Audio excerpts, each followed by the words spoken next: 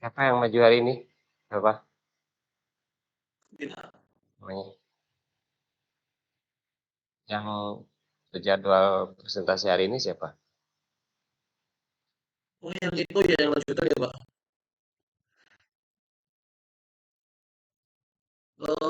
Itu kemarin itu Pak apa namanya? Yang terakhir itu kelompok 10 apa nih? Yang itu yang terakhir.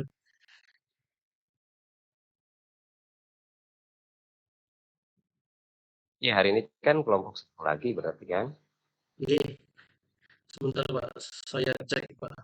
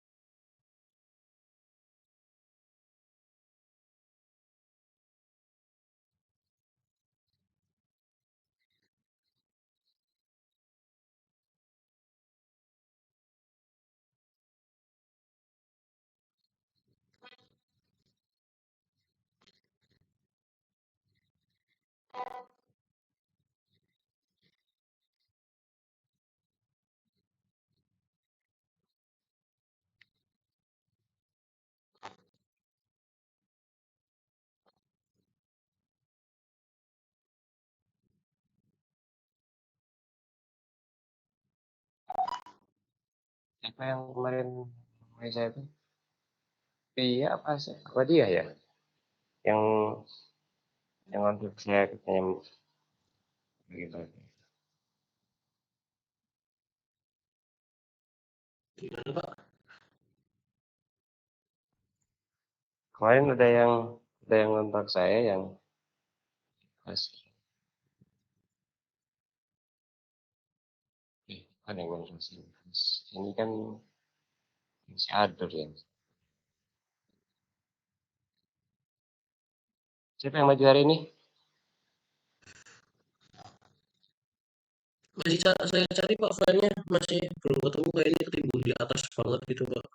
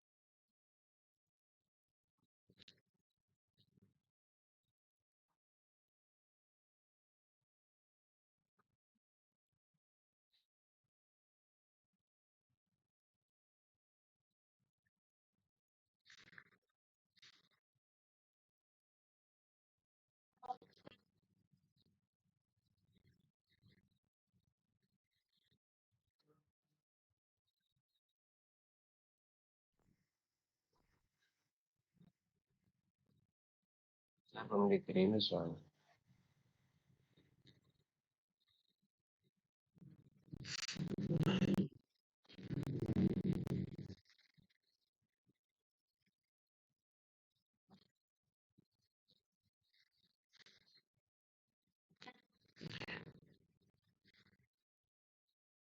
Apa sih kiye, ya Allah.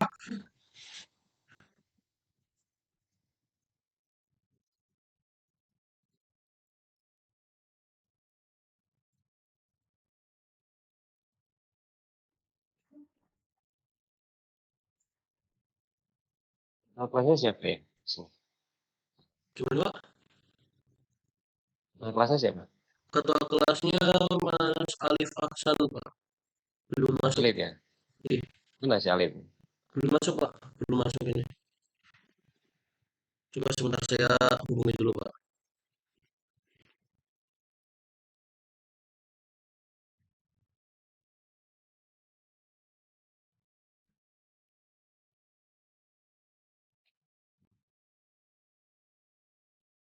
Halo, Assalamualaikum Mas. Eh, ini ini kan kelasnya Pak Yayan. Kelasnya Pak Yayan itu langsung presentasi. Nah, kayaknya Riki sama Junan ini belum siap. Pak Yayan dan sekali kayaknya mesin mulai habis UTS. Ini gimana jelasin ke Pak Yayan? Aku juga bingung. Nggak tahu Pak Yayan udah masuk itu. Mohon maaf Pak, Hmm? ini sudah waktunya presentasi Udah masuk atau masih UTS Ini ya, dulu? coba kamu masuk juga lah. Ya. Kamu jelasin Pak, gimana? hari ini kuliah seperti biasa. Si ITS-nya kan dibawa pulang, Pak. Bukan di sekarang dikerjakan. Belum siap kayaknya si Riki sama Junan loh. Belum ITS-nya bikin dibawa pulang. Itu kan waktunya lihat ngumpulinnya hari apa? Hari sama paper. Sabtu kalau nggak salah saya buat jadwal. Ya nggak? Enggak, itu udah balik lagi kelompok satu lagi. Beda kelompok tadi. Oh, ditulis tangan. Ya, bagus ya.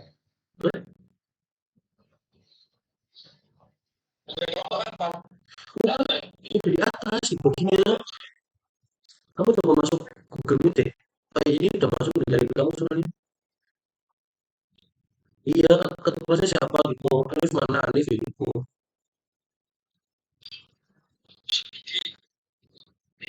Waduh. Oke. Jalan. Siapa saya?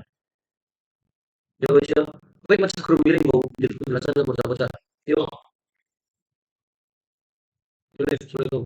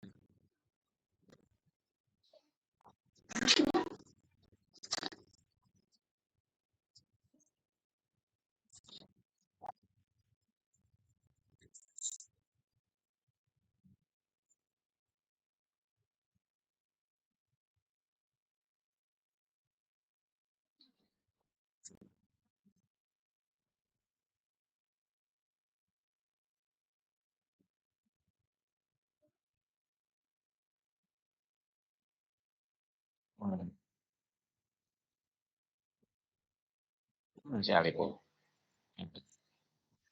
Si Alif lagi proses masuk kayaknya Pak. Tadi sudah saya kabari itu.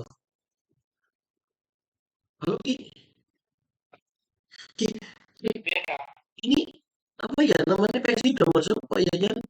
Katanya presentasi kelompok satu langsung bro. Iya, aku ya panik, aku bingung buat alasan dia. Ya gue sih melanjutkan materi nang grup lagi rame bro tenan. Bingung ini buat alasan apa? Ngomong jujur.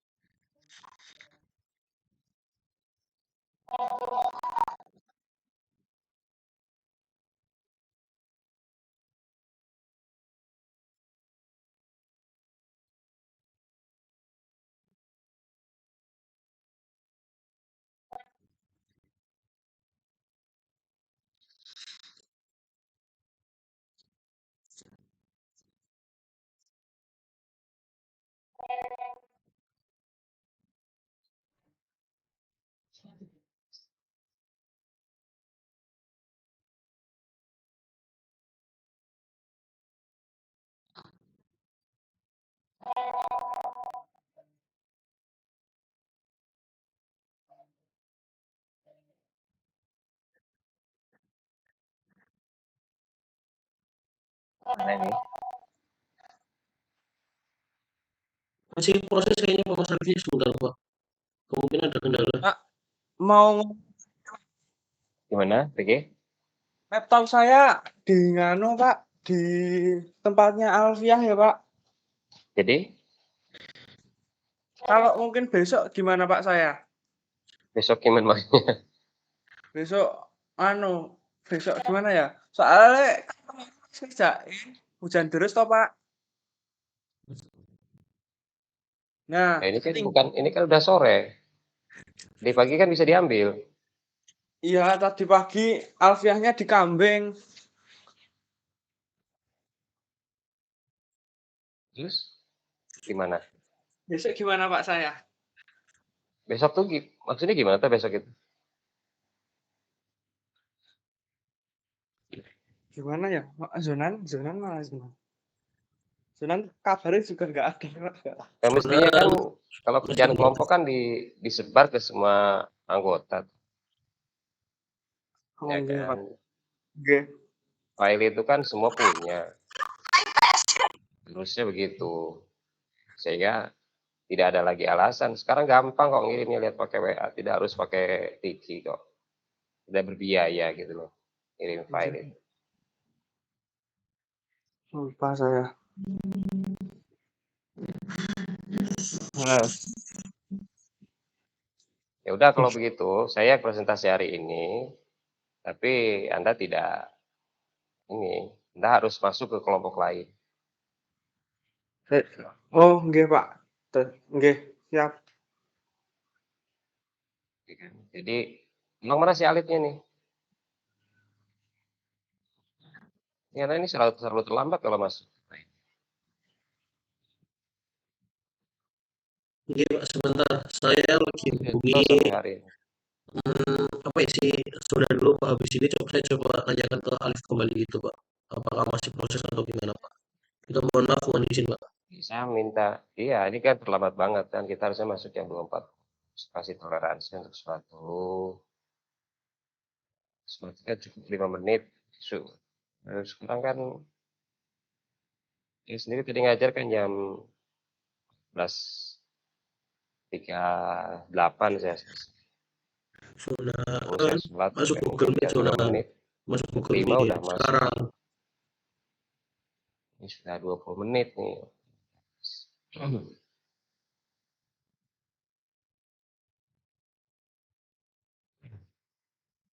Ini pastian kelompoknya.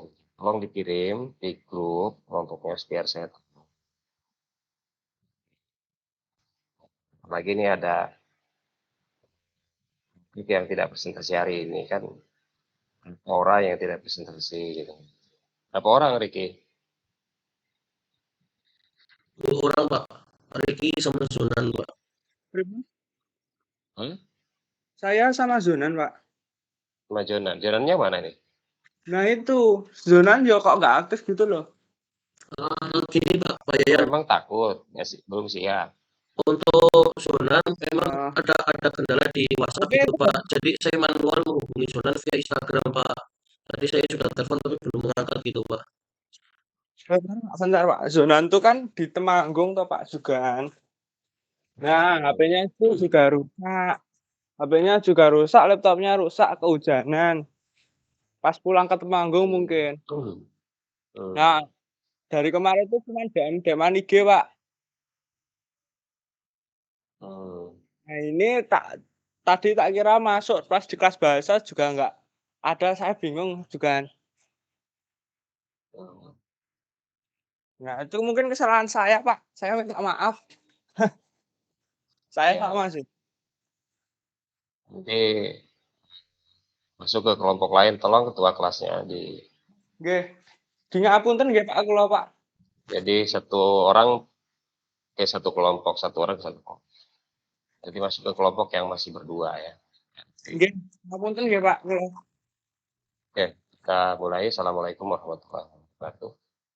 Sekalian kita mulai kuliah Waalaikumsalam pada warahmatullahi hari ini. Mari kita awali bersama-sama dengan bacaan Bismillahirrahmanirrahim. Bismillahirrahmanirrahim. Studi yang akan kita lakukan pada kesempatan sore ini adalah tentang hadis Nabi ya. Hadis Nabi, periwayatan, penerimaan.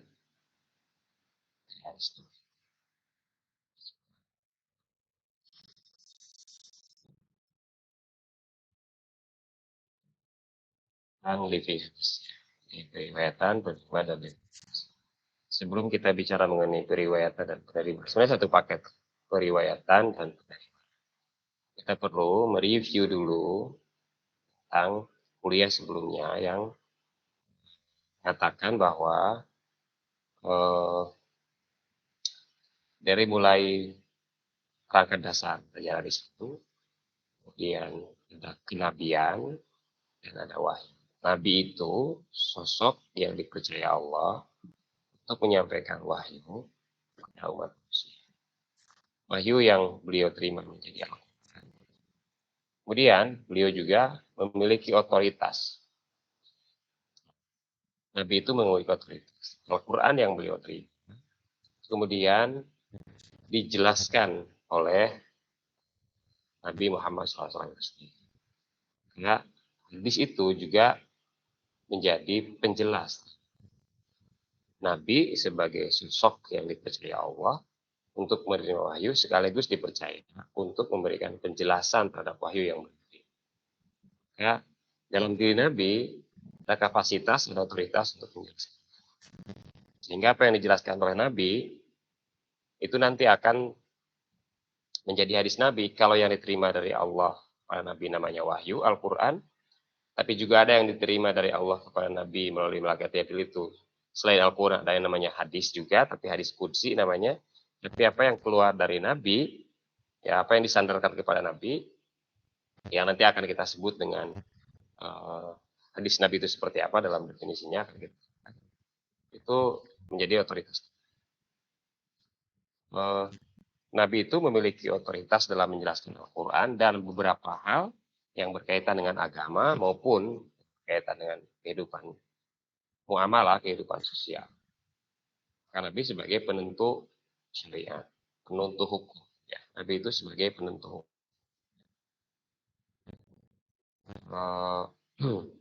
Itulah kenapa di dalam Al-Quran surat An-Nisa disebutkan ayat 29. A'udzubillahi minasyaitonir rajim. Atiullaha wa atiur rasul. Wa ulil amri. Ulil amrinya itu tidak pakai atiu lagi.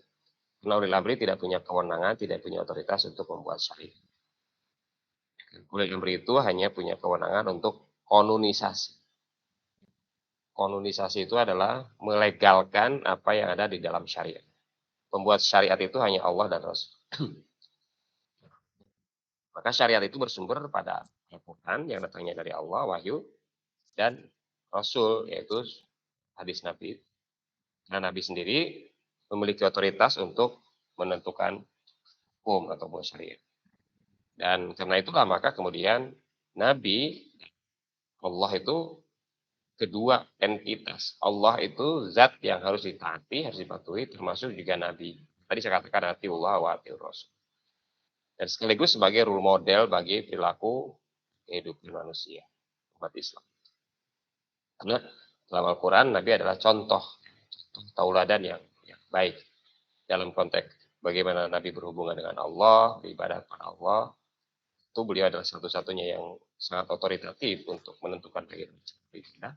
Termasuk juga cara-cara kita berhubungan dalam kehidupan sosial kita, bagaimana berdagang, berkomunikasi, itu semua role modelnya ada pada diri Nabi.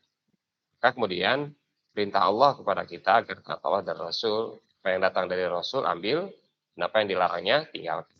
Mata kumur Rasul fakhuzuhu wa manahakum anhu tangkau. Itu yang pertama. Kita harus menegaskan dulu bahwa Nabi Allah ini, Rasulullah ini adalah seorang yang memiliki otoritas menjelaskan Al-Quran, menentukan hukum, ya kan. Kemudian beliau harus dipatuhi sebagai role model. Apa yang datang dari Rasul ambil, yang dilarang ditinggalkan. Itu yang makanya saudara sekalian, hadis Nabi ya, itu segala sesuatu hal yang disandarkan kepada Nabi. Ma usnida ila Nabi sallallahu alaihi wasallam min qaulin aw filin aw takririn. Itu istilah ulama hadis mengartikan hadis. Dari segi kebahasaan, hadis itu mengandung arti al-jadid, al-jadidu minal asya. Artinya sesuatu hal yang baru ya, dari segala al-jadid itu baru, minal asya dari segala sesuatu. Yang baru dari segala sesuatu. Sesuatu yang baru, kira-kira sesuatu hal yang baru. Itu hadis. Hadis itu hadatsa itu berbicara. Diartikan muhadatsah itu berbicara. Saling namanya mengucapkan sesuatu. Al-qarib juga di hadis itu berarti dekat. Atau juga al-khabar. Percakapan yang dipindahkan dari seorang kepada orang lain. Ya, khabar. Khabar itu lebih kepada isi dari yang dibicarakan. Sementara muhadatsahnya adalah pembicaraan. Bicaraan. Baik pembicaraan maupun isi pembicaraan itu terekam dalam hadis, dalam suatu hadis. Sementara secara istilah tadi sudah saya singgung adalah ma usnida ila Nabi sallallahu alaihi wasallam, apa yang disandarkan kepada Nabi. Apa saja yang dikaitkan dengan Nabi, baik itu dalam perkataan, perbuatan maupun perilaku Nabi. Jadi kata hadis, saudara sekalian, itu sebenarnya lebih bersifat teoritik. Karena kata hadis dalam arti kebahasaan itu adalah ucapan. Ya kan? Hadis dalam arti bahasa adalah ucapan. Atau yang tadi saya sebutkan tiga tadi, al-jadidu minal asya, al-qarib, al-khabar. Tapi secara teoritik di dalam ulumul hadis, dalam ilmu hadis, kata hadis itu bukan hanya diartikan sebagai apa yang diucapkan. Jadi kalau Anda mendengar istilah hadis dalam konteks ilmu hadis, itu jangan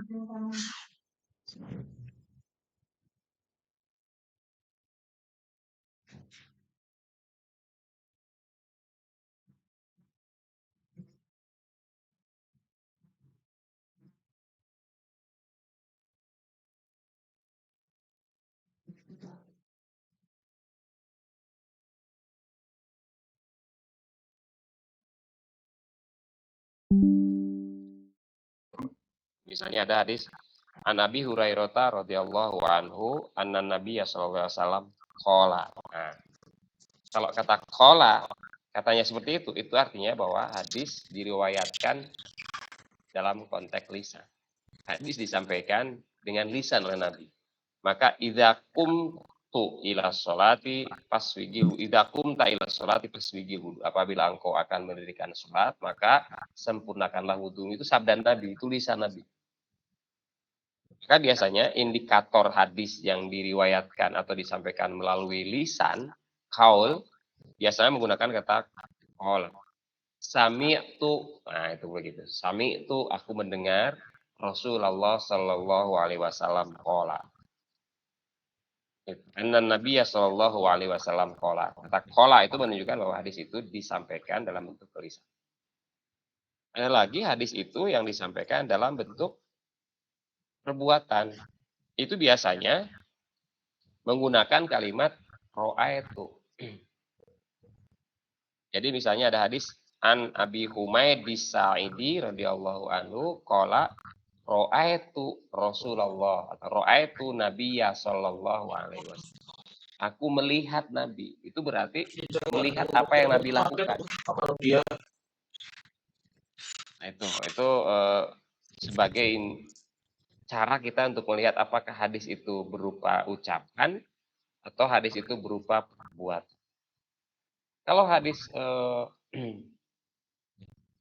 kalau hadis berupa takrir itu apa ya? Takrir itu semacam tetap ataupun kepastian. Itu biasanya berupa statement, kisah. Contoh misalnya begini. Kenapa? Takrir itu bukan berasal dari Nabi. Jadi kalau hadis itu berupa takriri ataupun bentuk takrir ataupun ketetapan Nabi ataupun kepastian Nabi, sesungguhnya itu merupakan perbuatan sahabat atau masyarakat ketika itu. Ya, perbuatan sahabat atau budaya masyarakat pada saat itu. Yang dihadapkan kepada Nabi, yang kemudian Nabi menerima atau menolak budaya itu. Kalau diterima berarti menjadi normatif ajaran, atau menjadi bagian dari sunnah Nabi, nanti ada sunnah, ada kitab sunnah. Kalau ditolak ya menjadi sesuatu hal yang bukan dari Nabi. Contoh misalnya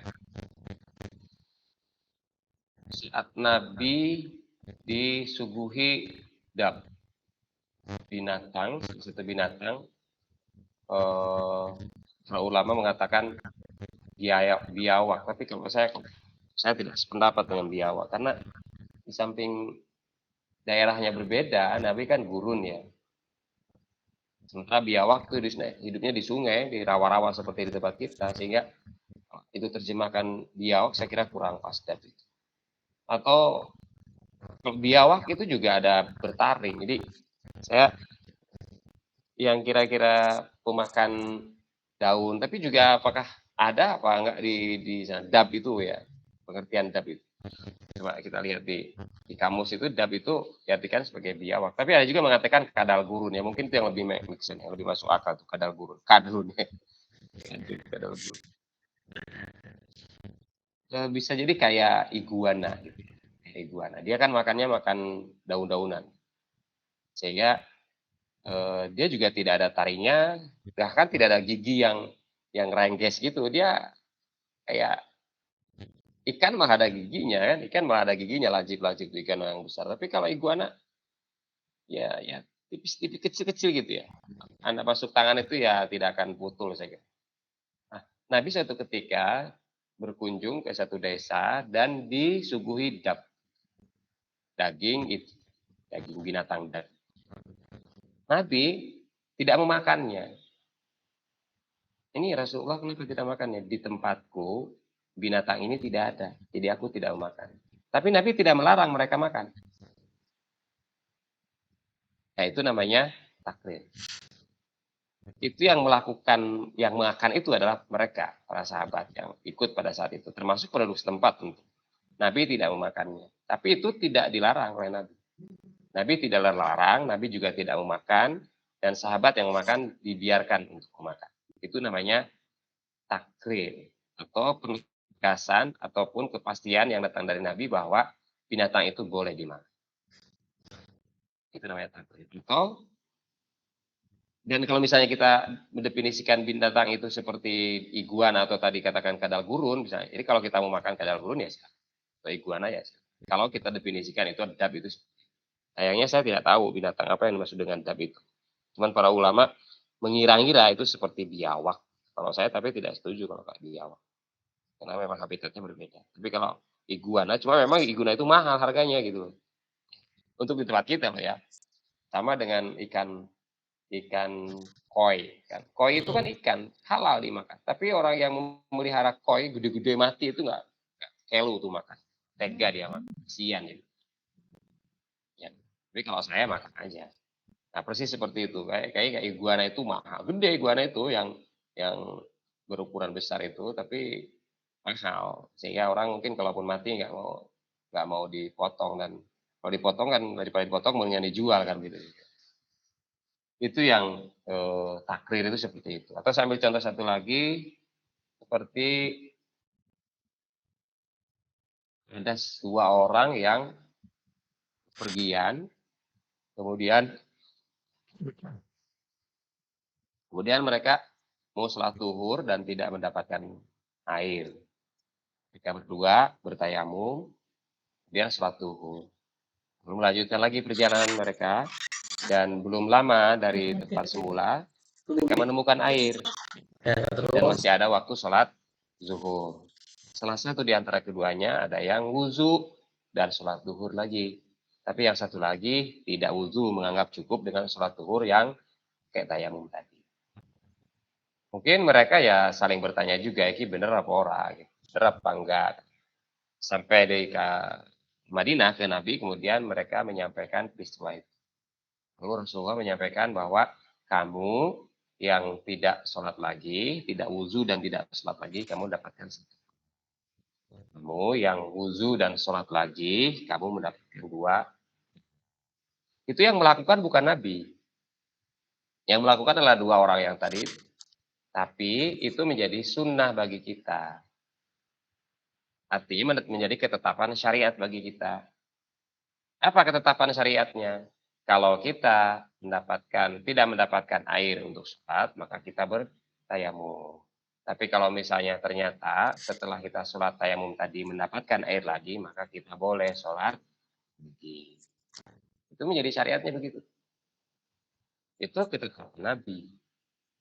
Tapi apa yang dibuat oleh sahabat itu, kalau Nabi sudah menetapkan, maka menjadi sunnah Nabi. Namanya sunnah takriri.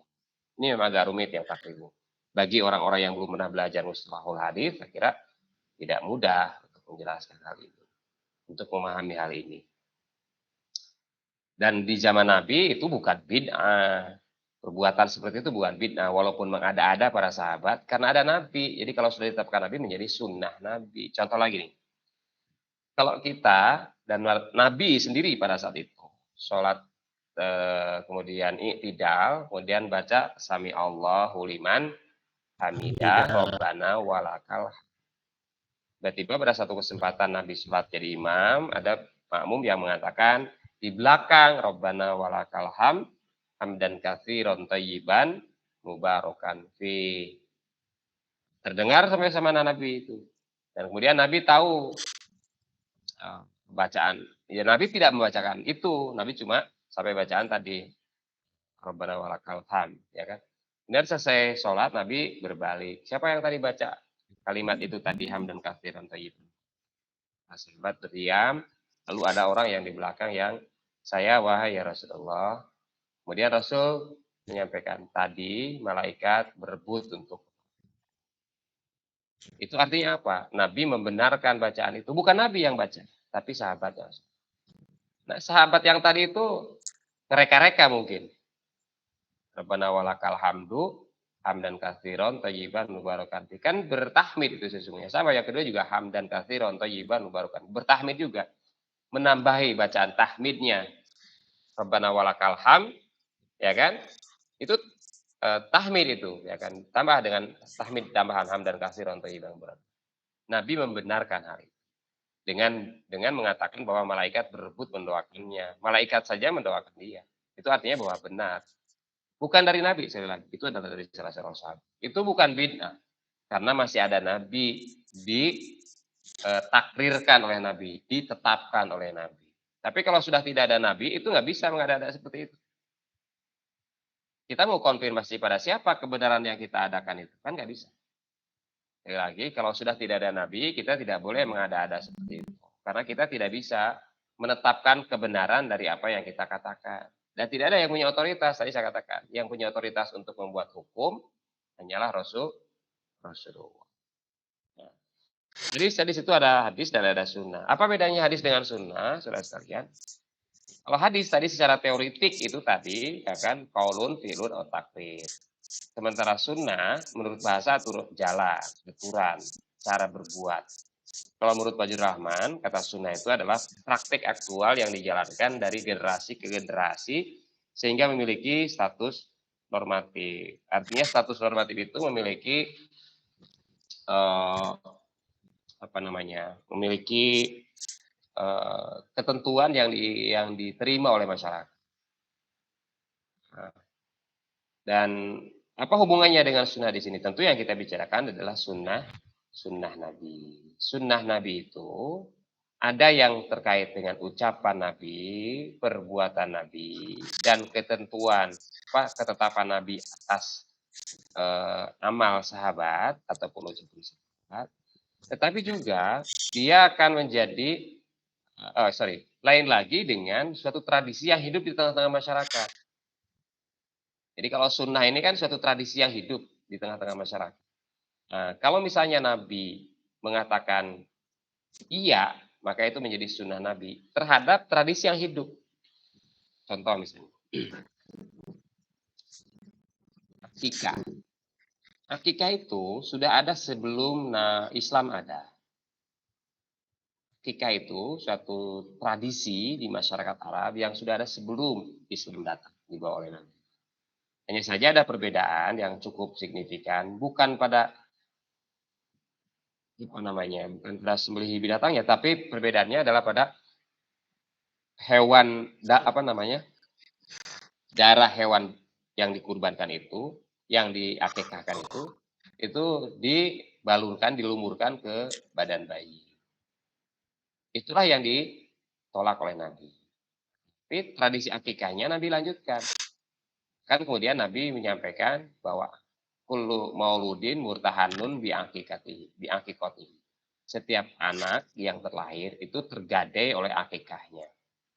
Kemudian beliau mengatakan bahwa diberi nama waktu sama, kemudian dipotong rambutnya, kemudian dan disembelihkan hewan kambing. Itu begitu hadis nabinya. Tetapi peristiwa akikahnya itu merupakan sunnah ataupun tradisi yang sudah berjalan dari tahun ke tahun, dari puluhan tahun sebelumnya, bahkan mungkin ratusan tahun sebelumnya. Ketika Nabi mengambil tradisi itu dan memperbaiki sesuai dengan kapasitas kenabian beliau, yang memberi nama, kemudian memotong rambutnya, dan memotong hewan yang dagingnya dibagikan kepada orang-orang miskin itulah menjadi sunnah Nabi. Tradisi yang hidup di masyarakat, kemudian dihidupkan Nabi dengan otoritas kenabiannya menjadi sunnah. Itu kan akikah itu bukan Nabi yang membuat, orang sebelumnya sudah ada, tapi Nabi ambil sebagai sunnah, kebiasaan yang dilanjutkan dari generasi ke generasi dan diluruskan oleh Nabi. Contoh misalnya lagi, orang Timur Tengah, orang Arab itu, mereka biasa memelihara rambut dan jenggot itu. Anda bisa lihat tuh tebal-tebal tuh jenggot dan kumisnya tebal-tebal. Dia itu adalah kultur orang Arab.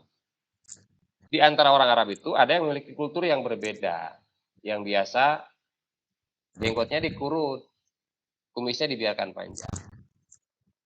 Itu menunjukkan budaya orang Yahudi. Ini kan budayanya adalah budaya bagaimana manusia memperlakukan jenggot dan kumisnya. Nah, budaya orang Yahudi, tradisi orang Yahudi itu adalah memanjangkan kumis atau membiarkan kumis dan mengurut jenggot. Nabi kemudian masih dalam konteks jenggot dan kumis, Nabi mengurut kumisnya dan membiarkan panjang jenggotnya. Itu budaya bagaimana merawat rambut dan jenggot dan kumis itu sudah biasa dalam masyarakat. Sudah biasa. Tetapi kemudian di era Nabi diperbaiki sebagai entitas yang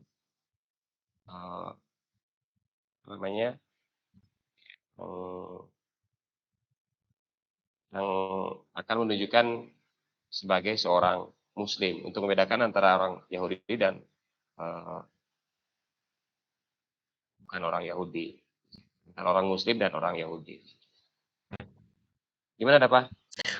Itu Pak pertanyaan saya di chat Pak, takut suara saya masih kurang jelas.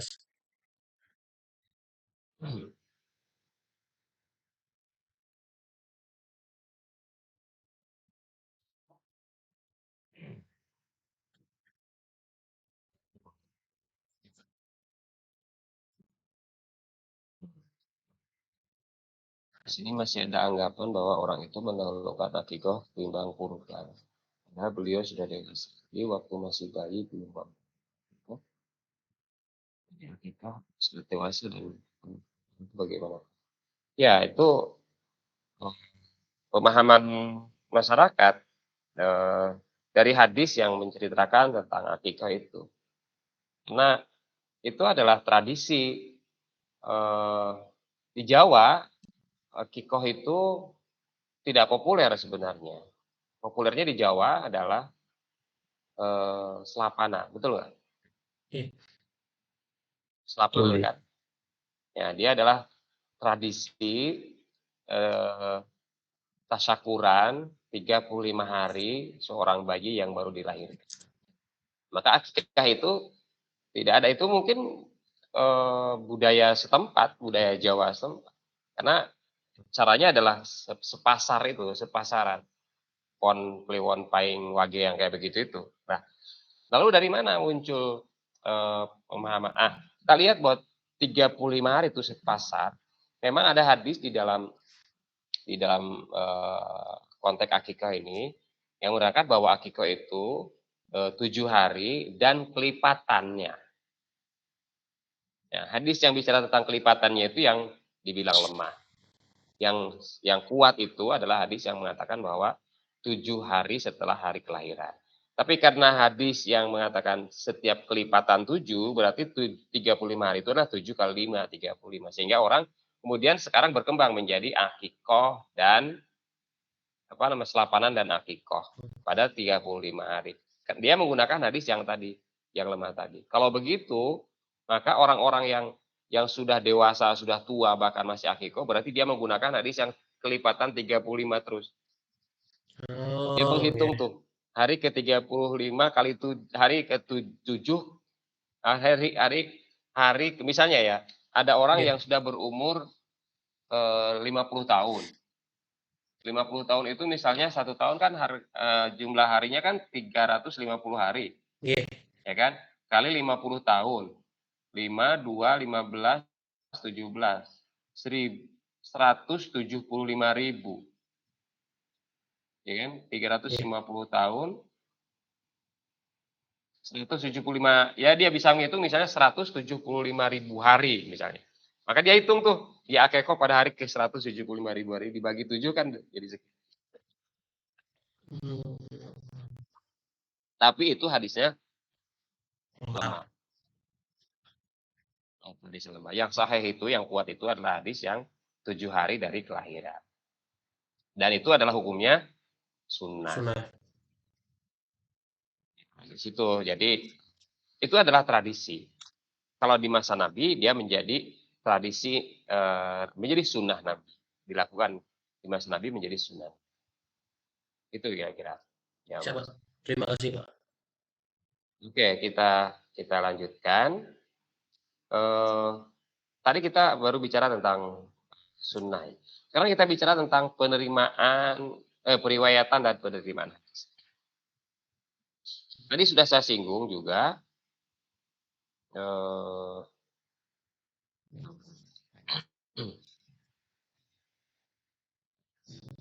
Tadi sudah saya singgung tentang eh, ketika hadis itu berupa ucapan, berupa perbuatan, dan berupa. Jadi periwayatan hadis itu adalah untuk memastikan bahwa hadis itu datangnya dari Rasulullah Shallallahu Alaihi Wasallam.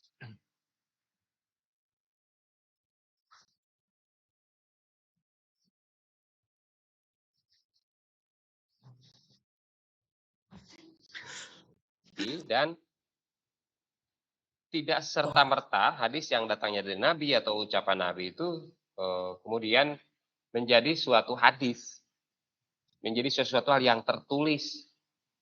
Kenapa? Karena di masa Nabi tidak boleh menuliskan sesuatu selain daripada Al-Quran. Kita bisa maklum, jangan sampai Al-Quran bercampur dengan hal yang bukan Al-Quran. Saya kira itu satu hal yang luar biasa. Sehingga para ulama, para sahabat pada saat itu, hadis itu hanya mengandalkan kepada hafalan. Kepada hafalan mereka yang bersinggungan dengan Nabi. Jadi ada Al-Quran yang dihafal, juga ada hadis yang mereka hafal. Dan itu berlangsung dari generasi ke generasi. Jadi ada ulama ataupun para sahabat dan para tabiin saat itu yang menghafalkan Al-Quran, dan ada juga yang menghafalkan hadis. Sehingga kemudian sampailah pada satu kesadaran, karena memang ada fenomena yang kita sebut dengan fenomena pemalsuan hadis. Jadi hadis itu memang pernah mengalami proses pemalsuan. Untuk apa? Ya macam-macam, ada untuk kepentingan politik, ada orang yang untuk melemahkan Islam itu sendiri gitu. Jadi itu banyak hal yang membuat orang memasukkan hadis. Sehingga periwayatan ini itu menjadi sangat penting untuk memastikan bahwa hadis itu memang datangnya dari Rasul. Dilacak tuh, ya kan. Tentu para ulama hadis ini kan muncul belakangan. Ada ulama fikih itu di depan. Ulama fikih itu Imam Hanafi tahun 75 sampai 150, ya kan. Kemudian terakhir itu Imam Ahmad bin Hanbal tahun 250. Setelah itu baru Imam Bukhari. Jadi Imam Bukhari itu muncul ulama hadis setelah para ulama fikih. Sehingga di dalam masyarakat, saudara sekalian, cenderung karena memang fikih itu sudah eksis, sudah kuat itu di masyarakat. Sehingga lebih cenderung untuk memegang pendapatnya ulama fikih daripada ulama hadis. Itu fakta tidak bisa kita pungkiri. Jadi ulama fikih, misalnya taruhlah sekarang ulama apa namanya, yang kemudian kita sebut dengan ulama mazhab. Jadi mazhab fikih itu lebih established lebih dahulu daripada ulama hadis. Sehingga pendukungnya tentu lebih banyak. Pendukung ulama mazhab ini lebih banyak. Penyebaran Islam itu lebih dahulu dengan pola mazhab dibandingkan dengan yang lain. Sehingga ulama lebih memegang pendapat Syafi'i daripada hadis Nabi. Kenapa? Karena memang itu yang terjadi, proses penyebaran Islam itu ditransmisikan melalui jaringan atau jalur mazhab. Jadi misalnya, bisa kita lihat coba, mayoritas di Indonesia itu Syafi'iyah. Karena pembawa ajaran Islam ke Indonesia adalah Syafi'i. Kalau menurut Hamka, mengapa Hamka menolak Islam dari Gujarat pada abad ke-11-12? Hamka berpendapat bahwa Islam masuk ke Indonesia itu pada abad ke-7. Kan pada abad ke-7 itu sudah masuk ke Indonesia. Dan itu beliau bilang tidak melalui jalur Gujarat. Jadi sejak awal sudah masuk Islam ke Indonesia melalui para pedagang dari Arab, dan kemudian dari Hadramaut itu, ya kan, itu adalah pusatnya Syafi'i.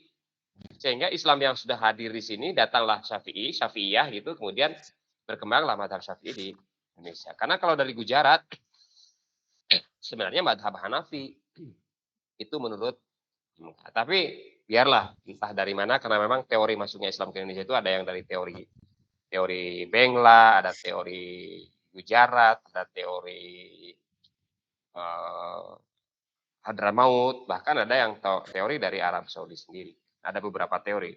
Sekira itu bukan wilayah kajian kita. Tapi yang saya katakan bahwa proses penyebaran Islam itu adalah dari mulut ke mulut melalui kekuatan jaringan mazhab. Dan ketika mazhab itu ada, ulama hadis belum ada. Walaupun ke tempat kita, di sana ulama hadis sudah ada, tapi informasi tentang hadis sangat terbatas. Sehingga yang kuat adalah jaringan kemadhaban. Dan yang disampaikan itu hal-hal yang yang praktis tentang nikah, tentang zakat, tentang sholat, itu hal yang praktis. Dan yang disampaikan adalah yang penting bagaimana sholat dulu. Sehingga ada hadis-hadis yang dimiliki oleh para ulama fikih. Sebenarnya Imam Ahmad bin Hambal itu selain ulama fikih juga dia termasuk ulama hadis karena dia punya kitab hadis Musnad Imam Ahmad bin Hambal. Tapi termasuk misalnya Imam Malik. Imam Malik juga punya kitab hadis namanya Al-Muwatta. Tapi kualifikasi hadis belum ada sehingga Imam Ahmad bin Hambal cenderung juga meriwayatkan hadis dhaif. Kriteria hadis sahih dan hadis dhaif itu tidak ada di zaman Ahmad bin Hambal termasuk Al-Muwatta, Hanafi dan Syafi'i. Kriteria hadis sahih dan hadis dhaif ya kan? Hadis maudhu termasuk ya kan hadis yang yang mardud itu adanya di ulama imam hadis. Sehingga jangan heran kalau imam mazhab itu juga meriwayatkan hadis-hadis yang termasuk kategori hadis yang dhaif, hadis yang lemah. Nah, disitulah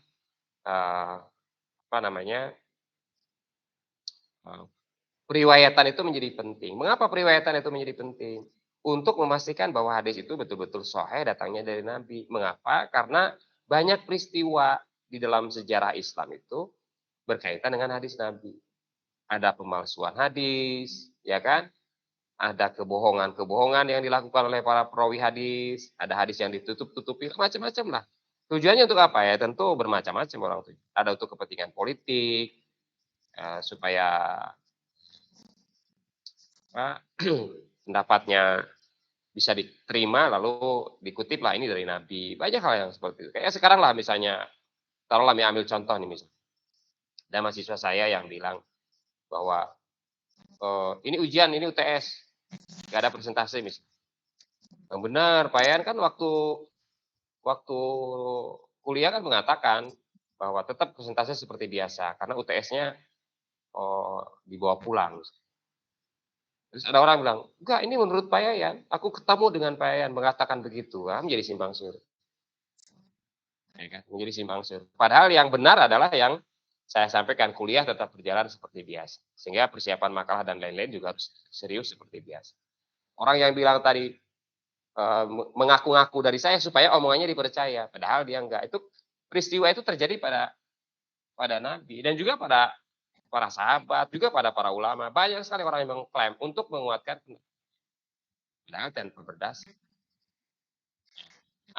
Periwayatan itu untuk memastikan supaya lagi-lagi saya katakan hadis itu datangnya dari Nabi. Diteliti itu.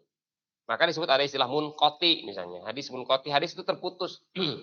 Tidak sampai kepada Nabi. Nah, kalau hadis itu tidak sampai kepada Nabi, itu artinya bahwa bukan hadis Nabi gitu. Yang sampai kepada Nabi itu adalah marfu namanya. Marfu itu artinya sampai kepada Nabi. Bahkan ada hadis yang diriwayatkan oleh banyak sekali orang, misalnya disebut dengan hadis mutawatir. Itu ada istilah-istilah itu. Nanti mungkin Anda akan ketemu di dalam mata kuliah ulumul hadis ya, lebih detail lagi. Ini hanya sekadar pengantar saja. Saya ingin mengatakan bahwa periwayatan itu menjadi hal yang penting untuk mengetahui hadis itu bisa diterima atau tidak diterima. Loh, kenapa dari periwayatan bisa diketahui diterima atau tidak diterima? Kalau hadis itu ternyata terputus, tidak menyambung dari perawi yang satu ke perawi yang lainnya, dari informan yang satu ke informan yang lainnya, dia pasti ada sesuatu hal yang salah. Walaupun mungkin isinya benar, tapi karena dia tidak nyambung pada Nabi, tidak akan dikatakan sebagai hadis Nabi. Artinya tidak nyambung itu gini loh. Misalnya, saya punya mahasiswa, ketemu dengan saya nih. Saya ketemu dengan Dafa hari ini. Saya ketemu dengan Dafa. Kemudian nanti Dafa itu ketemu dengan adik kelasnya. Dafa ketemu dengan adik kelasnya, misalnya si Ahmad. Dan Dafa bercerita tentang saya kepada si Ahmad. Nah, si Ahmad itu tidak lama kemudian meninggal dan ada adik kelasnya yang mengatakan bahwa saya dapat kabar dari si Ahmad. Padahal dia tidak ketemu dengan Ahmad itu. Itu namanya terputus. Maka berita yang disampaikan dari orang yang tadi, yang mengaku diri ketemu dengan Ahmad, itu tidak bisa mengatakan menurut Pak Yayat. Karena dia tidak ketemu dengan si Ahmad. Yang ketemu dengan saya itu adalah Ahmad, Dafa, dan saya. Sementara si Abdul yang tadi, yang mengatakan itu adalah dari Pak Yayat, itu tidak mengatakan. Itu namanya terputus. Nah, hadis itu harus dipastikan nyambung dia. Dari Nabi sampai dengan yang terakhir. Yang terakhir itu siapa? Rawahu Bukhari. Itu adalah perawi terakhir. Rawahu Muslim. Itu adalah perawi terakhir. Karena dia adalah orang yang terakhir membukukan hadis, melakukan penelitian terhadap silsilah hadis itu. Itu periwayatan namanya. Di samping sambung dan tidak nyambung, juga bicara tentang apakah si perawi itu termasuk perawi yang pintar, dobit, kuat ingatannya, ataukah perawi yang adil, atau malah sebaliknya perawi yang suka berbohong. Kalau dari seorang perawi yang adil, yang sikoh, yang kuat kuatannya, misalnya yang kuat ingatannya, maka hadis itu bisa diterima. Tapi walaupun dia nyambung, ada satu orang di dalam jalur itu, misalnya orang yang suka berbohong, maka hadis itu ditolak, masuk ke dalam kategori hadis dhaif. Itu dari mana taunya? Ya tentu dari penelusuran para ulama hadis. Itu yang tadi dilakukan oleh Imam Bukhari dan Imam Muslim. Maka hadis yang diriwayatkan Bukhari dan Muslim masuk ke dalam hadis Sahih Bukhari dan Muslim. Mengapa? Betapa ketatnya seorang Bukhari dan Muslim ketika meriwayatkan hadis. Itu Imam Bukhari itu ratusan ribu hadis tuh beliau hafal. Ratusan ribu hadis beliau. Namun yang diriwayatkan di dalam kitab Sahih Bukhari itu hanya 6.000. Bahkan ada ulama yang mengatakan 3.000 sekian. Karena 6.000 itu sebenarnya adalah pengulangan. Jadi kalau Anda baca misalnya di dalam kitab Bukhari itu ada satu hadis isinya sama gitu, beda-beda dikit dari aspek sanadnya. Kan bisa saja Nabi berbicara pada 2 orang dalam satu majlis atau 3 orang dalam satu majlis. Maka ketiga orang itu meriwayatkan hadis. Nah itu dianggap 3 hadis.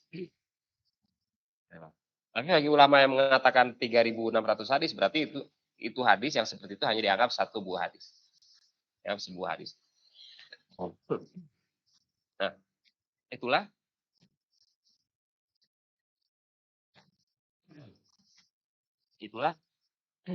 peran periwayatan hadis. Sekali lagi, periwayatan hadis itu untuk memastikan bahwa memang hadis itu benar-benar datang dari Rasul. Yang kedua, menggambarkan asal hadis.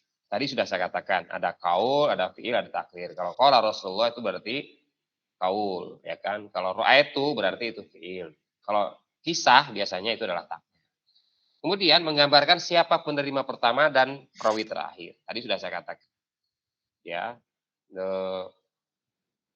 Kalau misalnya an Abi Hurairah radhiyallahu an itu adalah bukan perawi pertama. Dia adalah perawi kelima biasanya. Di dalam Bukhari biasa disebut an Ibni Abbas. Itu dari atasnya tuh ada lagi tuh an gitu kan. Kemudian baru ada matan hadisnya, baru kemudian perawi terakhir rawahu Bukhari. Nah, itu sudah sekalian periwayat. Kemudian berikutnya, silakan, tentang hadis diterima dan ditolak. Tadi sudah saya singgung, sebab muncul hadis palsu. Ya, hadis yang palsu itulah yang ditolak. Termasuk juga dengan hadis dhaif sesungguhnya. Walaupun beberapa ulama masih menggunakan hadis dhaif untuk kebutuhan amal-amal kebajikan, tapi bukan untuk ibadah. Tapi ada ulama yang jelas menolak hadis dhaif. Nah, hadis ditolak namanya hadis mardud, ya. Ada beberapa sebab munculnya hadis palsu itu yang tetap ditolak karena pertentangan politik. Tadi sudah saya singgung, kebencian terhadap Islam, kemudian perselisihan di dalam bidang teologi, sikap fanatik yang berlebih-lebihan, kecenderungan pada penguasa. Itu diantara sebab munculnya hadis-hadis palsu itu. Pertentangan politik, misalnya pertentangan antara Muawiyah dengan Ali bin Abi Thalib. Ya, itu kan menimbulkan friksi yang saling untuk menguatkan satu sama lain, mereka membuat hadis palsu. kebencian terhadap Islam pun demikian. Saya kira karena terlalu benci dengan Islam, kemudian dibuatlah semacam narasi-narasi ya. Kalau sekarang kayak hoax gitu ya, hoax, berita-berita bohong. Misalnya orang yang tidak suka dengan Anies misalnya dibikinlah kebohongan untuk Anies, itu hoax. Orang yang tidak suka dengan Pak Jokowi misalnya dibuatlah kebohongan untuk Pak Jokowi. Sebaliknya orang yang suka dengan Pak Jokowi dibuatlah narasi-narasi positif walaupun tidak benar. Itu juga demikian untuk Anies misalnya, itu namanya fanatik ya, terlalu fanatik yang berlebihan terhadap orang misalnya. Dan itulah seterusnya. Kemudian saudara sekalian, hadis ini dalam sejarahnya, ini sebagai pengetahuan saja, bukan hanya dikonsumsi oleh umat Islam sebagai ajaran, tapi juga dikonsumsi sebagai objek studi. Bagi umat Islam juga hadis itu sebagai objek studi. Kita kan studi Islam nih. Hadis itu sebagai objek studi. Apa yang dipelajari dari hadis itu tadi, baik tentang matan hadis, kemudian sanad hadis, tahrijul hadis, macam-macam, ya kan studinya. Ulama Barat juga berpandangan ataupun melakukan studi tentang hadis ini. Tapi pada umumnya orang Barat itu memandang bahwa hadis itu dalam konteks yang lebih negatif dan lebih bersifat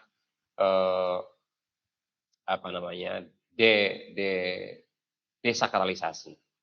Bagi umat Islam hadis itu sakral karena ucapan Nabi, perbuatan Nabi dan takdir Nabi. Tapi bagi orang-orang orientalis dia adalah bukan sesuatu yang sakral. Dia dikatakan bahwa itu adalah ucapan-ucapan dari generasi ke generasi biasa saja gitu. Kira-kira begitu. Mereka melakukan reduksi terhadap hadis. Kemudian yang terakhir saudara sekalian adalah living hadis. Apa yang dimaksud dengan living hadis? Living hadis itu adalah hadis yang hidup di tengah-tengah masyarakat. Jadi hadis Nabi, tetapi dia ada hadir di tengah-tengah masyarakat. Jadi itu semacam ada semacam proses negosiasi antara kehidupan sosial agama di masyarakat yang terus-menerus, yang kemudian ajaran yang datang dari hadis itulah yang menjadi menjadi pegangan dan hidup di tengah-tengah masyarakat. Contoh misalnya, di sini saya sebut dengan baju baru isinya lama. Baju baru isinya lama. Contohnya, baju baru. Misalnya gini,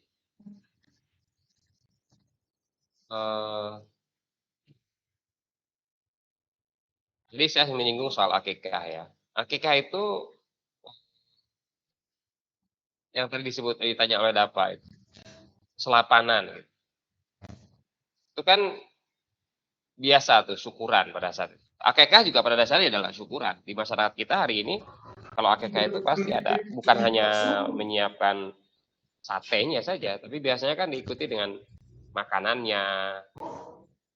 Kan tidak ada di dalam hadisnya tentang makanan itu. Yang ada adalah motong kambing, dagingnya kemudian dipusahkan.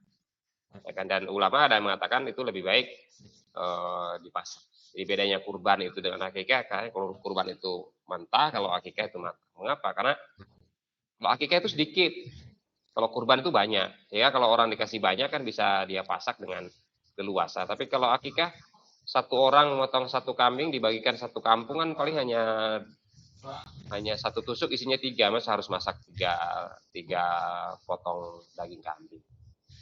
Dan ya tidak elok lah gitu lah. Kemudian karenanya maka akikah itu dipasak dulu baru dibagikan daging. Dan ternyata prakteknya kan bukan dagingnya saja yang dibagikan. Itu ada nasinya, ada sayurnya, kan begitu.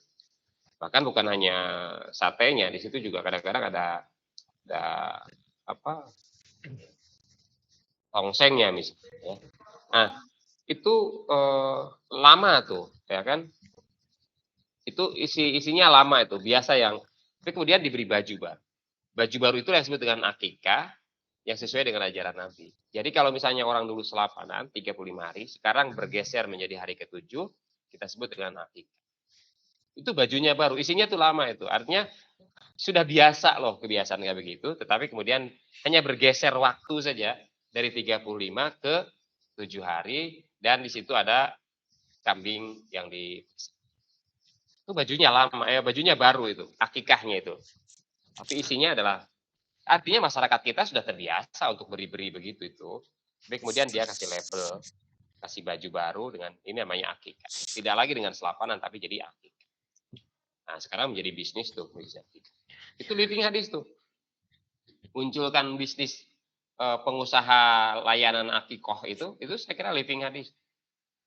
Dia menghidupkan hadis Nabi dan menjamin syariat akikah secara benar. Nah itu.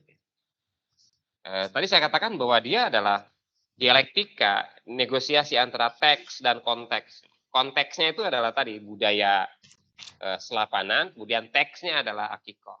Nah itu dia interaksi itu dialektika, dia bernegosiasi antara teks dan konteks. Dan kemudian mana yang hidup? Kalau yang hidup adalah hadis Nabi maka menjadi living hadis, tapi kalau yang hidup adalah tradisinya maka dia adalah menjadi tradisi. Itu juga antara teoretik normatif dan praktik kultural itu sama. Jadi living hadis itu sekitar itu. Kemudian praktek keagamaan umat merupakan living hadis ketika praktek itu sesuai dengan hadis. Tadi saya katakan kalau dia yang prakteknya sesuai dengan Nabi, sesuai dengan hadis Nabi menjadi living hadis. Tapi kalau tidak sesuai dengan Nabi, dia dianggap sebagai budaya atau akulturasi budaya dengan yang dianggap sebagai ajaran Islam. Tapi yang dominan adalah budayanya, sehingga tidak bisa kita katakan sebagai living hadis. Kalau yang dominan adalah hadisnya, dia adalah living hadis. Contoh seperti tadi akikoh, buka puasa Senin Kemis, buka puasa sunnah Senin Kemis, itu sudah mentradisi. Kalau Anda hari apa ya? Hari Senin apa hari Kamis, saya tidak tahu. Apakah di deresan itu Senin Kamis atau hari Kamis saja, saya nggak tahu. Tapi mereka ada kegiatan khusus di hari puasa sunnah itu, ada kajian sebelum buka, kemudian buka puasa bersama untuk puasa sunnah. Jilbab saya kira itu living hadis tuh. Anda tahu orang Jawa itu dulu jilbabnya nggak kayak gini, nggak kayak yang kita tahu sekarang ini. Dan masih ada, coba, mohon maaf, misalnya ibu siapa? Ibu Sinta Nuriyah, itu kerudungnya kan sampai kayak gitu. Yeah. Ibu Sinta itu dia ditumpangin aja di atas. Di dalamnya memang beliau ada ceputnya, ditutup itu rambutnya, kemudian di luarnya ada. Dan itu tren kerudung ibunya dulu begitu. Dan saya di IAIN tahun 80-an, saya masuk tahun 89, itu sudah akhir-akhir. Masih ada mahasiswi IAIN dulu yang wisuda pakai konde. Dan kerudungnya itu ditumpangin begitu. Saya SMA tahun 89, 87, 88, 89 itu kerudungnya memang sudah diikat di sini, tetapi masih ada orang yang kerudungnya diikat di belakang. Jadi kelihatan ini di dagunya itu kelihatan masih ada. Itu karena ya belum seperti sekarang kerudungnya itu. Bahkan apalagi sekarang ada istilah kerudung syar'i. Ya kan? Kerudung-kerudung yang dibawa oleh mahasiswa itu kan masih nampak bokongnya kan, masih nampak pantatnya itu. Tapi yang syar'i itu yang panjang itu, dus gitu kan, panjang. Itu namanya kerudung syar'i. Apa tuh namanya saya nggak tahu itu. Nah itu living hadis saya kira. Karena dimaksud dengan baju kurung itu adalah baju kurung itu ya itu tadi. Kerudung yang masuk dari atas sampai ketutupi bawahnya, depan maupun belakangnya itu tertutup. Namanya baju kurung, itu adalah jilbab. Jilbab itu yang seperti itu. Dulu enggak begitu, pelan-pelan. Sekarang juga kan belum semua perempuan menggunakan itu.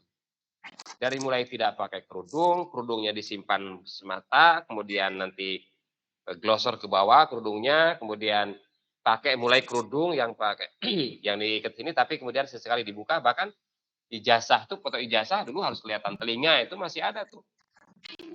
Dan sekarang kayaknya akan kok gejala-gejalanya ada. Baru-baru ini di Jogja kalau tidak salah ada seorang kepala sekolah yang dipecat gitu ya gara-gara pengaduan dari seorang wali murid atau muridnya, saya nggak tahu beritanya. Yang katanya dipaksa untuk pakai kerudung. Dan ini adalah sekolah negeri ya, itu sudah mulai itu muncul kayak itu. Kayaknya menggugat tradisi living hadis dengan kerudung yang tertutup. Yang sebenarnya masih belum syar'i. Dan sekarang orang bilang kalau syar'i itu dibilang wah ini apa teroris atau radikal. Jadi ada orang yang kerudungnya panjang itu bilang radikal.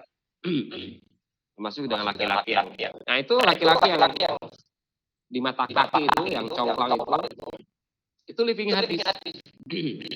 Mereka menghidupkan hadis Nabi itu dalam berpakaian mereka, living hadis. Laki-laki yang di atas mata. Ya, itu namanya living hadis. Dan itu tidak semua orang begitu. Saya juga enggak. Ya kan, saya juga enggak. Karena saya melihat bahwa itu ada substansinya. Ada substansinya apa? Larangan itu adalah supaya tidak sombong, ya kan? Tidak sombong, ya, hidup itu sederhana saja. Ya kalau itu setuju dibawa. Cuman apakah kemudian kesombongan itu, saya khawatir malah justru yang pendek itu jadi sombong, gitu ya. Itu bisa dibalik logikanya, gitu. Sama-sama substansinya adalah sombong. Tapi saya ingin mengatakan bahwa kalau itu yang dipilih sebagai bagian dari upaya turut kepada Nabi, menghidupkan sunnah Nabi, maka itu termasuk living hadis. Yang jubah besar, celana congklang, itu adalah bagaimana menghidupkan hadis Nabi, disebut dengan living.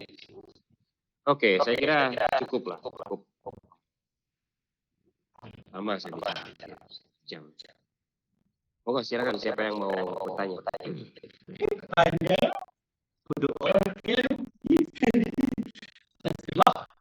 Silakan, Rehan. Izin bertanya, Pak. Ya. Yang ingin saya tanyakan adalah hukum dari memakan biawak, Pak. Karena banyaknya ulama yang mendefinisikan biawak seperti bab. Iya, kalau menurut saya lihat aja biawak. Kamu tahu nggak, Rehan? Biawak itu Ada, Pak. Makanya itu saya tanyakan. nah, kalau menurut saya haram. Kalau menurut saya haram. Biawak itu. Jadi dab yang ada di dalam hadis itu saya kira bukan biawak yang kita maksud di situ. Itu adalah katanya kadal gurun, kadrun itu nih. Aku nggak tahu kadal gurun seperti apa. Kamu pernah lihat ya kadal gurun kayak apa? Belum. Nah, ya itu. Kalau saya hari ini iguana kalau aku. Cuma lagi-lagi kalau saya di debat, apa ada di Arab dulu iguana, dia sana nggak ada kangkung, nggak ada bayam, nggak ada Biawak halal, Pak. foto. Halal. Kenapa halal?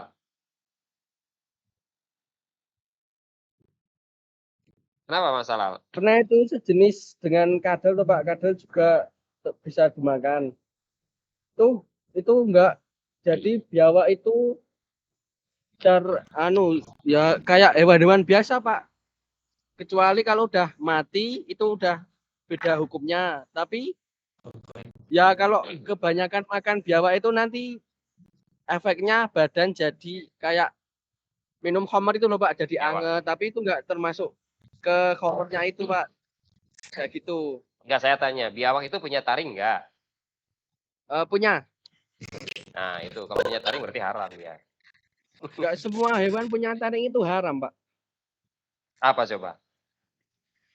Oh, Apa coba yang enggak haram? Gajah haram enggak? Gajah yoga enggak bisa dimakan. Nah, iya kenapa enggak bisa dimakan? Gede dagingnya kok. Lebih gede daripada sapi loh. Karena itu bukan hewan Pak. Peliharaan. Loh, apa biawak yang peliharaan? Bukan juga, siapa yang melihara biawak?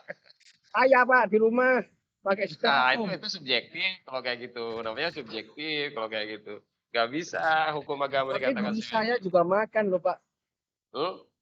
Ya, Saya juga ya orang banyak juga kok. Anjing juga dimakan ada. Ya. iya. Kita kembalikan kepada standarnya saja. Tapi kalau ya dia kenapa, Ricky? dalam artian hutan itu cuman ada biawak dan kita belum makan kan beda. Jadi anunya beda toh, Pak. Dalil hadisnya Beda, itu namanya darurat. Itu namanya darurat. Beda, Mas. Kan dalilnya darurat itu tubihul mahdurat. Kalau keadaan terdesak, maka yang diharapkan bisa menjadi halal. Kalau terdesak. Kalau masih ada daging ayam, kemudian masih mau makan daging biawak, Nah, enak biawak loh, Pak. Benar. Oh, dicari iya, orang bilang anjing juga enak loh. Anjing juga enak, apalagi makan daging anjing katanya yang dipukul-pukul tidak disembelih. Wah, lebih enak banget. Tapi apakah kemudian kita harus makan yang kita katakan enak? Yang diharamkan agama itu banyak yang enak-enak. Arak Walaupun itu kan anjing juga haram saya katanya tetap enak. makan loh, Pak. Hah? Walaupun anjing haram saya tetap makan. Kenapa? Ya karena anjing haram ya udah haramin aja ya kan, yang penting nggak makan anjingnya kan, Pak. Oh, ya anjing nggak makan. Ya jelas kalau masih hidup ya makan. Kalau sudah mati ya nggak makan ya. Coba lanjut, yo yang biawak monggo dibahas lagi. Ya, Untuk saya nggak haram. ya. Kalau saya karena alasannya hadis Nabi itu tadi, dia kalau saya tanyakan dia bertaring apa tidak, saya tidak pernah memelihara biawak. Tapi kalau dia bertaring, hadisnya berlaku umum begitu, tidak ada tidak ada perkecualian. Yang namanya binatang bertaring dia haram. Oke, ya. Izin Pak, ada Pak. Silakan, Hamdan. Pak, Hewan penggunaan monggo. Apa? Monggo. Kalau penggunaan ganja buat obat gimana, Pak? Nggak berlebihan, nggak apa-apa Mas. Yang penting nggak berlebihan. Itu Ya, obat apa maksudnya? Obat apa dulu? Hmm? Enggak, yo tak mau. Dan obat apa maksudnya? Biasanya ada yang buat kayak kanker gitu bisa, Pak, katanya. Habis itu mencegah kejang karena epilepsi atau kayak yang kejiwaan gitu. Ya, selama itu ada dosis dokter. Berarti nggak apa-apa gitu kalau misalnya Kalau dosis dokter loh, tapi bukan kemudian kita secara seenaknya. Kemarin kan juga pernah terjadi perdebatan toh, ya kan? Pernah terjadi perdebatan. Sampai hari kan nggak selesai perdebatan Ya. tentang ganja untuk dijadikan sebagai alternatif. berarti konteksnya kembali ke dokter itu sendiri atau gimana, Pak? Iya ke farmasi dong. Kalau obat itu kan farmasi, ya nggak? Nggak dalam konteks halal haramnya kok, Pak. Kita jadikan ganja itu sebagai obat apa boleh gitu? Iya, dia kembali kepada dokter itu ya Mas ya. Misalnya ya, kamu tahu nggak morfin? Morfin itu kan juga bisa dijadikan obat. Tapi dia tidak pernah memberikan morfin kepada orang yang baru batuk biasa-biasa saja. Tapi kalau dia sudah batuknya akut dan kemudian diikuti dengan penyakit yang lain, dia kasih morfin. Oh, berarti di sini konteksnya kayak yang darurat tadi ya, Pak ya? Betul. Ketika udah nggak ada obat lain gitu ya? Iya. Betul. Saya masih ingat saudara sekalian. Ya, semoga Allah semoga Allah memberikan kebaikan di alam kuburnya. Istri saya itu menderita kanker 5 tahun, kanker payudara. Dan 4 tahun di awal nggak ada apa-apa, nggak ada masalah. Dia di kemo 72 kali istri saya di kemo. Dan termasuk yang sangat hebat. Dokter bilang bahwa dia sangat hebat dan dokternya mengatakan bahwa kamu akan sehat. Ya, tapi kan Allah punya rencana lain. Istri saya di CT scan dan tidak ada penyebaran kanker di organ-organ vital. Ya maksudnya kayak di jantung, di paru nggak ada, bersih. Dan dokter sangat optimis bahwa dia diobati dengan suntik Tarsunubab. Sekali suntik itu 15 juta. Dia dapat 30 kali suntikan itu. 30 atau 28? 30 kalau nggak salah. Satu kali suntik itu 15 juta. Nah, itu ternyata istri saya kambuh dan menyebar di kulit. Di kansernya itu tidak ke organ vital tubuhnya, tetapi di kulit. Dan kemudian kulitnya melepuh seluruh, ya mungkin 50% dari tubuh istri saya seperti nabi air. Gitu.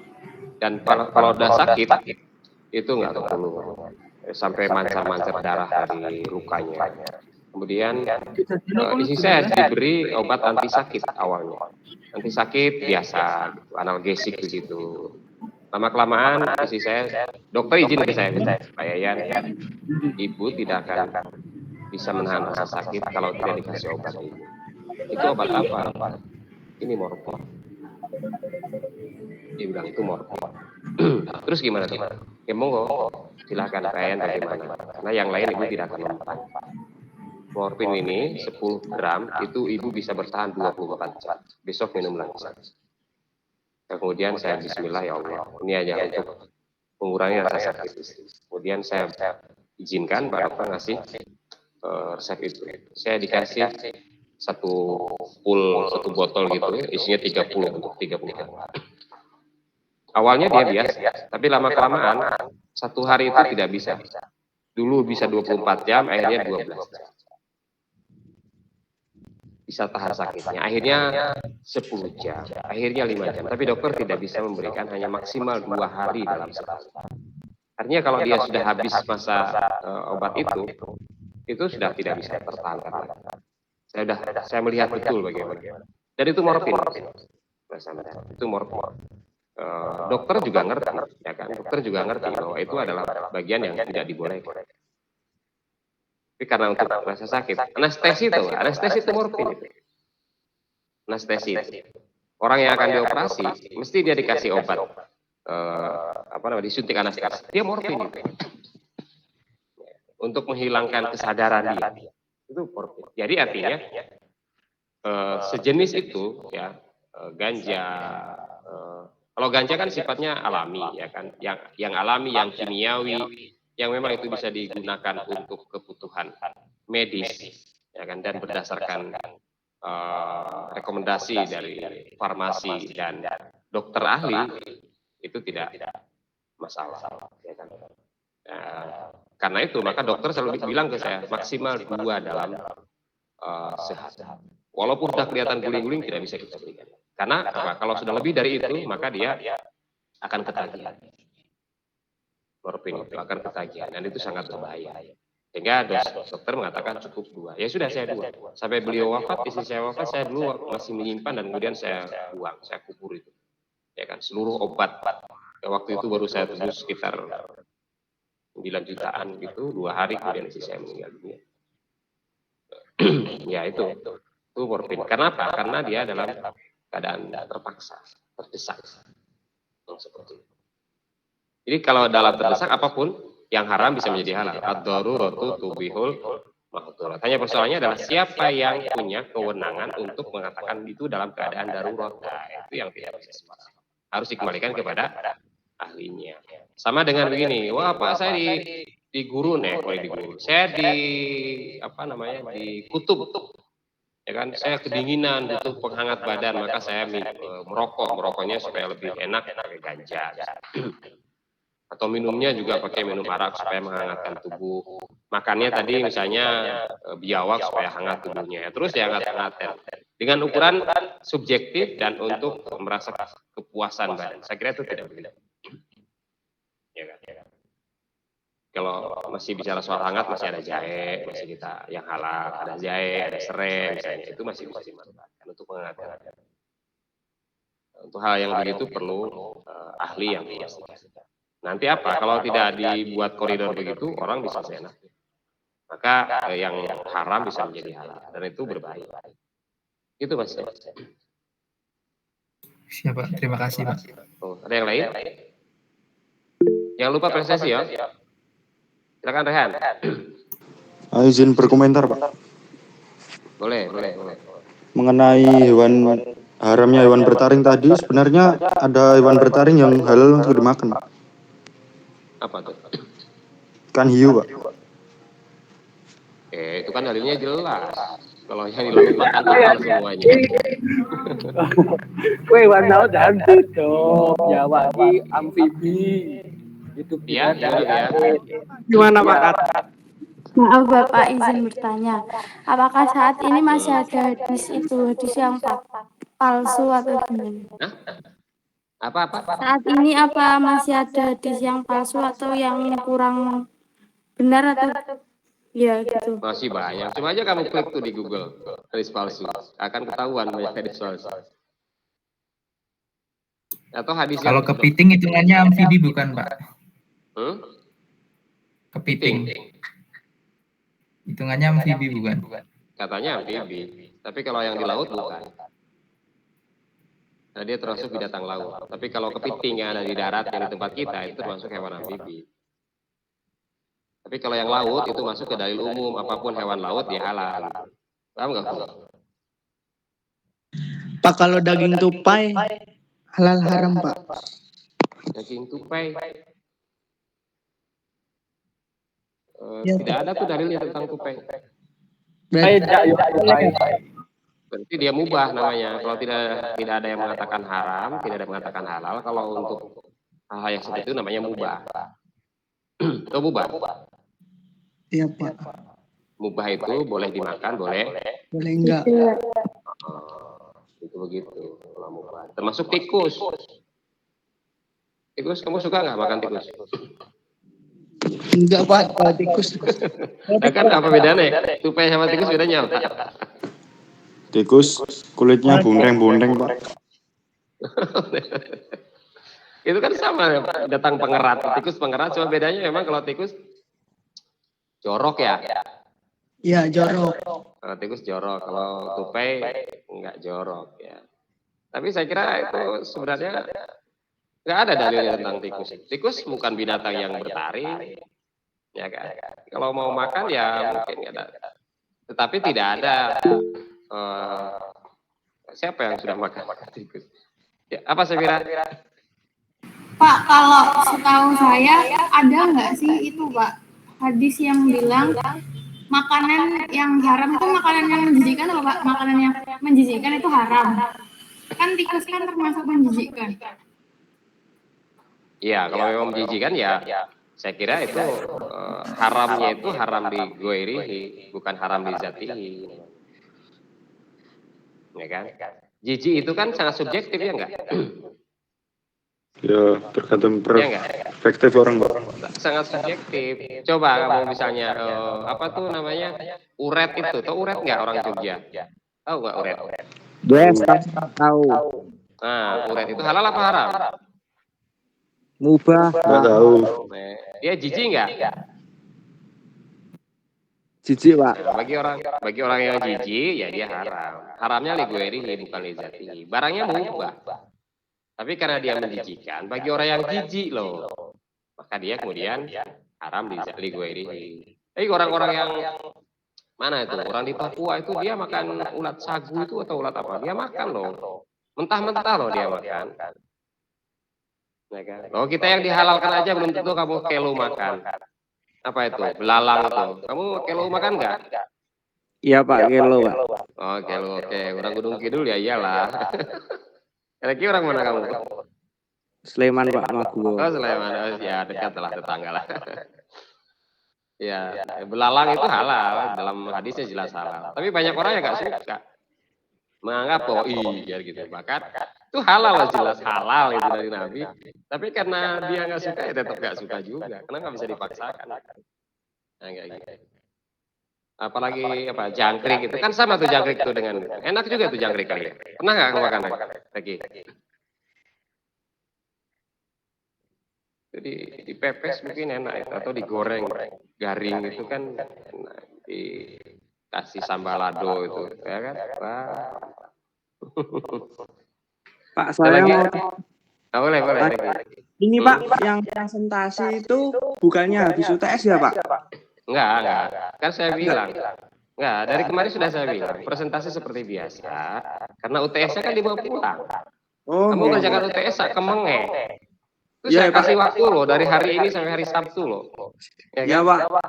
Nggih. Pakai tulis tangan, silakan. Kamu mengerjakan pagi, malam, subuh, silakan. Jadi tetap kuliah berjalan seperti biasa. Apa tujuannya? Karena kuliah kita ini banyak pertemuannya. 28 kali pertemuan. Oh, nggih, Mumpung kita siap. sehat, ya kita gunakan presentasi. Dan nanti kan kita akan selesai lebih cepat, alhamdulillah. Lalu kita ujian lebih dahulu, nggak ada masalah itu, ya kan? Baik. Jadi nanti Ricky dan kamu siapa tuh temannya? Kamu Zonan, masuk ke Pak. kelompok lain. Tolong Iya, Pak. saya dikirimi ya kelompok-kelompoknya. Saya dikirimi kelompok-kelompoknya. Alif, tolong saya dikirimi kelompoknya. Jadi Iya, Pak. supaya Mak. saya bisa. Oke. Mak. Saya kira cukup ya. Iya, Pak. Iya, Pak. Ya. Oke, saya kira demikian kuliah kita pada sore hari ini. Jangan lupa silakan ke presensinya diisi supaya ini tidak ribut lagi, ya kan? Mari kita bersyukur kepada Allah SWT dengan baca doa bersama majelis. Subhanakallah wa bihamdika, asyhadu an la ilaha illa anta, astaghfiruka wa atubu ilaik. Alhamdulillahirabbil wabillahi taufiq wal hidayah. Assalamualaikum. Waalaikumsalam warahmatullahi wabarakatuh. Pak Yayan. Telat.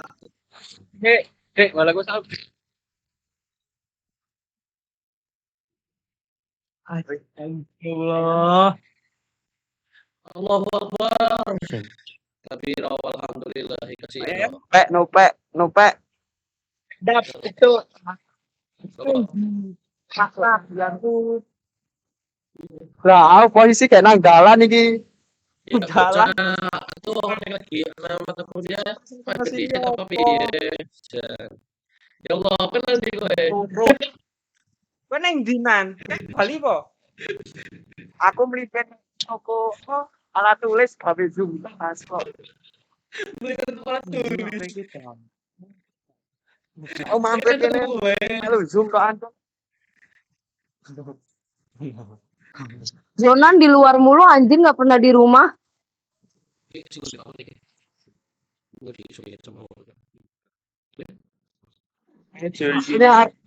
protagonis.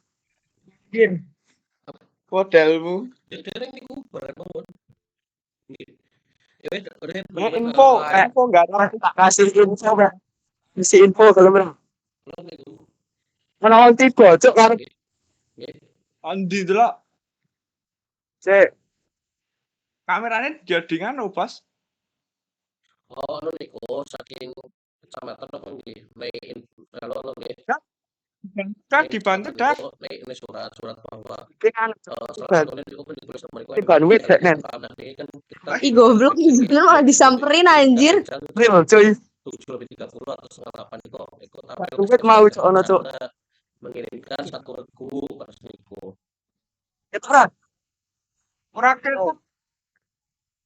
Nggih. Matane ra ketok cuma tau kon nyepak ngono cok. Mangke Apa? Bapak ku. nggih. Besarnya. Nggih mangke pesan Bapak. Wah wis ilang cok kodane. Siap.